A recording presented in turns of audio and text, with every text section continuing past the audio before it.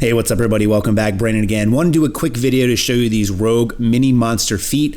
These are actually a piece that comes along with a bigger accessory that we've been working on with Rogue that I've been consulting with. So cool to see these come to market, but I really think this is probably one of the best things to come of it, only because I find that personally, not wanting to bolt my rack to the floor, which a lot of you don't want to do, this is a great way to add extra stability to your rack. And it's a pretty simple design, but it's a very much a footprint saving design as well, because it only really adds about 13 inches of total space to your rack. And if you have an RM3 like I do, it makes it much more stable. So this way, again, you don't have to bolt it down if you're not really wanting to do that, or you can't do that because you're renting. Maybe you just like to move your rack around, whatever the case may be. Number one, it makes your rack much more stable. You can also see that it has four-way holes all around it. So if you want to add additional accessories, which is again why we came up with this, because the accessory we're working on probably works best in a 6-post rack, but I only have a 4-post now.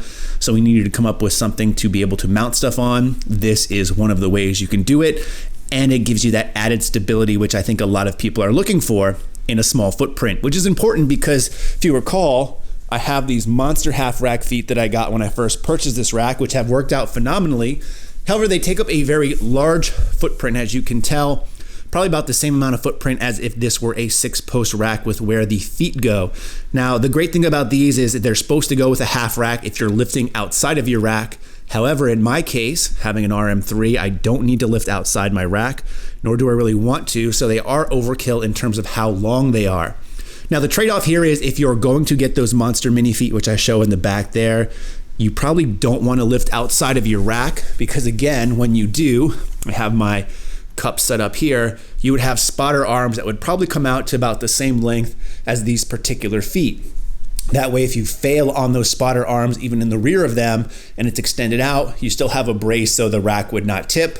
In the case of the Monster Mini Feet, they're just really there for stability or accessories and not meant to be able to really support the rack, again, if you're lifting outside of it. However, if you're getting a Monster Series rack, all of the depths, I think the most minimal you can get is like 30 inches like you see here.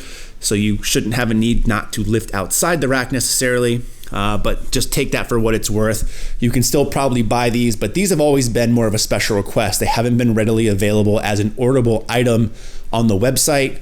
These mini feet are, and again, there's at least one accessory coming out for these, maybe more. I'm sure a lot of you guys out there that are more creative than me can come up with them, but I find that they're extremely helpful, and they're something that I know a lot of people have been asking for because, again, they don't want to bolt their rack to the floor, or they're renting, they want to move their rack, whatever the case may be, and these can offer a great option to offer stability and future accessory items. So just want to kind of bring these to your attention as they're released.